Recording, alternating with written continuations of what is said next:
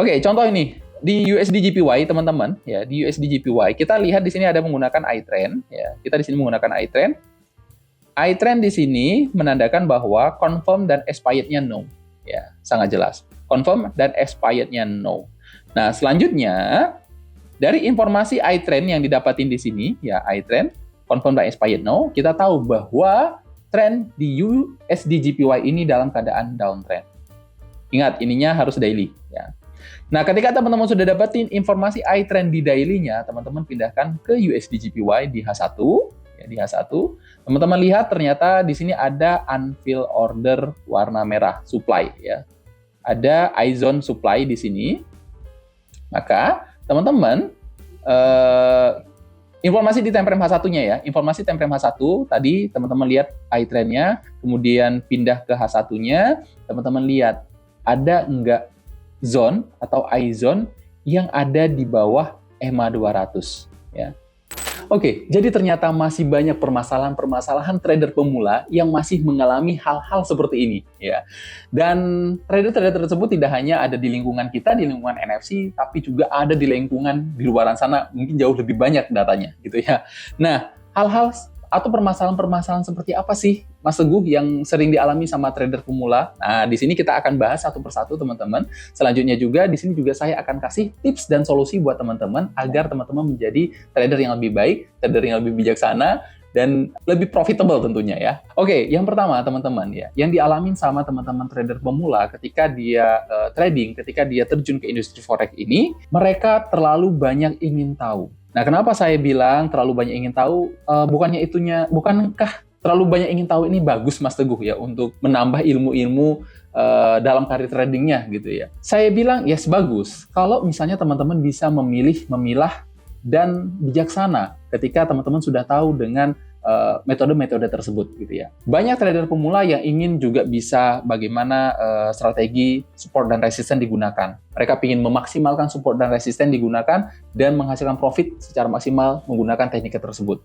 Ada juga yang menggunakan teknik di Napoli ya. Ada juga yang menggunakan role trading yang menggunakan Fibo ya dengan golden ratio-nya, atau teman-teman yang juga mengikuti trading seperti kita menggunakan unfilled order ya, UFO. Nah, teman-teman juga bahkan yang menggunakan unfilled order ini juga masih banyak ngalamin hal-hal seperti ini. Masih ingin tahunya. Yaudah deh, aku pelajari support dan resistennya, aku pelajari di Napoli-nya, aku pelajari Fibo-nya, aku pelajari iZone-nya misalnya kan, UFO-nya. Tapi tidak satu pun dari materi-materi itu yang bisa profit, yang bisa nyaman sama trader tersebut. Kenapa? Karena masih ada aja yang merasa kurang aja gitu dengan teknikal-teknikal yang sudah dipelajari tersebut. Padahal kalau misalnya teman-teman pelajari satu aja gitu ya, satu aja teman-teman pelajari, contoh misalnya menggunakan unfilled order yang kita gunakan, ini saja sudah sangat profitable. Hanya saja kan dari trader pemula ini, apa yang terjadi? Mereka tidak sabaran. Mereka tidak nyaman. Tidak nyaman dengan apa? Tidak nyaman dengan pertumbuhan yang mungkin bisa jadi sedikit-sedikit gitu ya. Tapi mereka pingin langsung dari akun celengan ya. Kenapa saya bilang akun celengan ya, dari uang ratusan dolar ingin cepat-cepat menjadi ribuan dolar. Nah, mereka nggak merasa nyaman dengan keadaan ini. Mereka pinginnya seperti itu, dari 100 dolar menjadi 1.000 dolar dalam satu hari, dari 1.000 dolar bisa jadi 10.000 dolar dalam 2 hari. Pinginnya cepat instan ya, instan. Makanya tidak puas dengan satu strategi aja. Dia pelajari Fibo-nya, dia pelajari di Napoli-nya, dia pelajari support dan resistennya untuk memaksimalkan tradingan tersebut, untuk memaksimalkan ekspektasi mereka bahwa mencapai 1.000 dolar atau dari 100 dolar, 1.000 dolar dalam satu hari itu ada, nyata. Nah, itu sering kita bahas bahwa mencari Holy Grail sama saja teman-teman mencari kitab suci yang tidak ada ya. Oke, saya sampaikan sekali lagi, terlalu banyak ingin tahu merupakan salah satu kendala buat teman-teman ya. Kenapa jadinya teman-teman tidak sukses di industri forex ini. Permasalahan yang kedua adalah terkait dengan emosi atau psikologi dari teman-teman.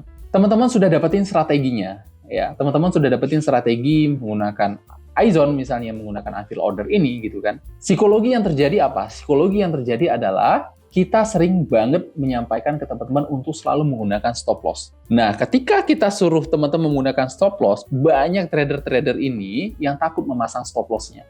Kenapa? Karena takut SL. Padahal sejatinya SL itu adalah penting. Sejatinya SL itu sudah diciptakan sebelum teman-teman trading. SL itu sudah diciptakan dari sejak lama gitu, bukan dari kita tahu trading kita gunakan SL, tidak kan gitu. SL itu sudah digunakan. Dan kenapa SL itu diciptakan? Ya karena berdasarkan dari profesional trader. Ini perlu ada SL. Takut kena SL. Akhirnya SL-nya digeser.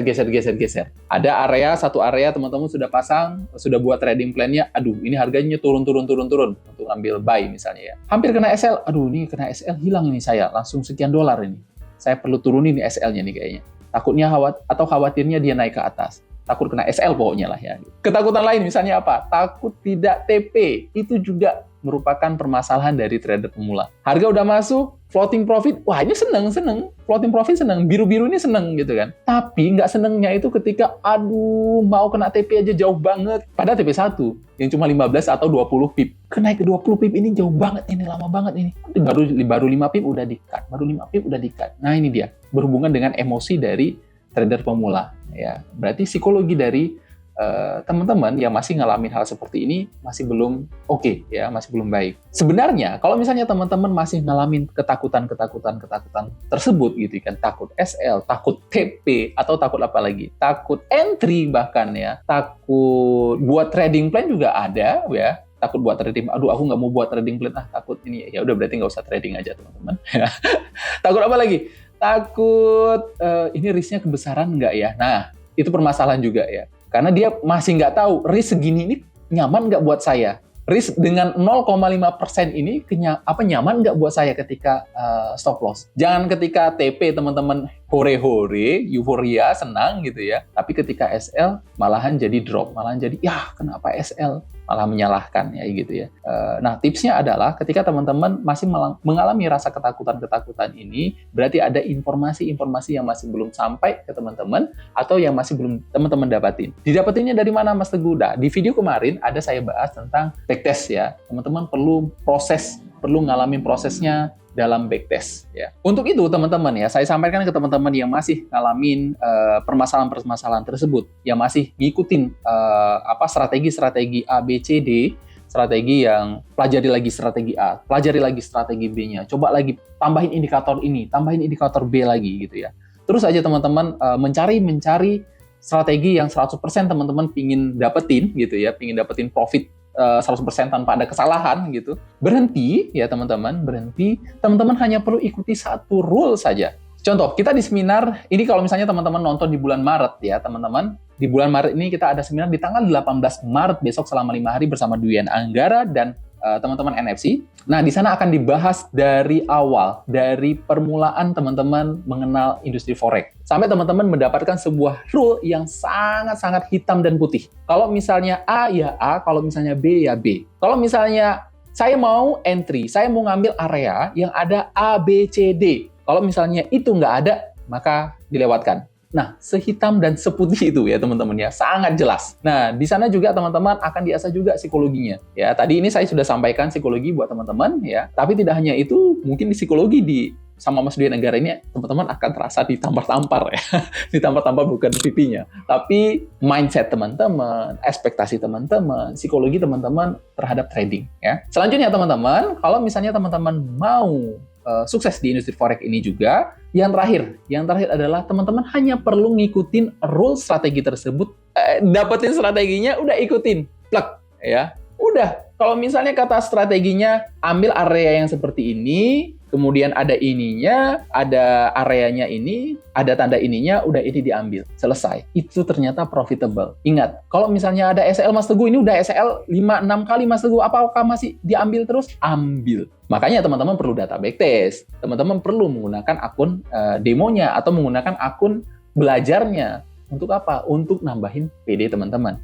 Ya. Nah, di sini saya akan buka chart teman-teman, ya, akan buka chart yang mana ini adalah salah satu strategi yang ketiplek-tiplek tadi, ya. Oke, contoh ini di USD JPY teman-teman, ya, di USD JPY kita lihat di sini ada menggunakan iTrend, ya. Kita di sini menggunakan iTrend. iTrend di sini menandakan bahwa confirm dan expired-nya no, ya, sangat jelas. Confirm dan expired-nya no. Nah, selanjutnya dari informasi iTrend yang didapatin di sini, ya, iTrend confirm dan expired no, kita tahu bahwa trend di USD JPY ini dalam keadaan downtrend. Ingat, ininya harus daily. Ya. Nah, ketika teman-teman sudah dapetin informasi iTrend di daily-nya, teman-teman pindahkan ke USD/JPY di H1, ya, di H1. Teman-teman lihat ternyata di sini ada unfill order warna merah supply, ya. Ada iZone supply di sini. Maka teman-teman informasi di time frame H1-nya ya, informasi time frame H1 tadi teman-teman lihat iTrend-nya, kemudian pindah ke H1-nya, teman-teman lihat ada enggak zone atau iZone yang ada di bawah EMA 200 ya. Oke, ada ya. Di sini ada.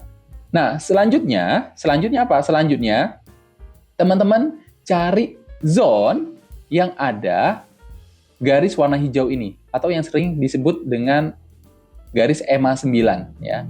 Kalau di iZone di sini namanya reference line-nya. Namanya referensi line berarti garis referensi ya. Garis referensi. Adanya ada di mana? Adanya di UFO yang ini atau adanya di iZone yang warna ini. Maka kita bisa ambil iZone ini ya untuk dijadiin sebuah trading plan ya. Ini dia. Kita sudah dapetin. Ini ada iZone.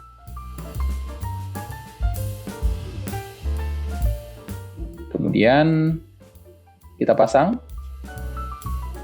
TP dan stop loss-nya. Ini belum pas, belum presisi.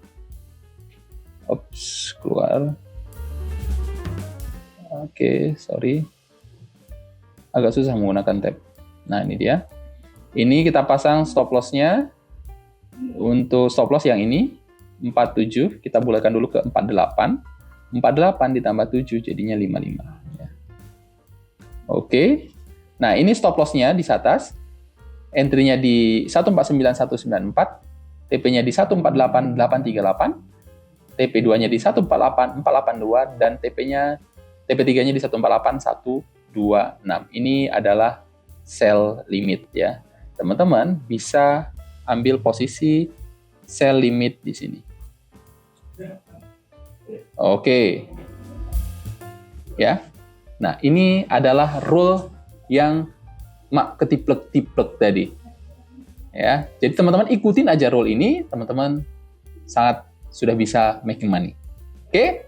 So, teman-teman, untuk lebih lanjutnya mengenai materi-materi ini, mengenai strategi-strategi yang sudah kita sampaikan tadi, ya teman-teman bisa juga ikutin live-live kita di YouTube ya, dan juga bisa ngikutin seminar-seminar kita di setiap bulannya ya bersama Mas Gwen Anggara dan tim NFC ya. Itu aja dari saya, sampai ketemu di video-video berikutnya. See you.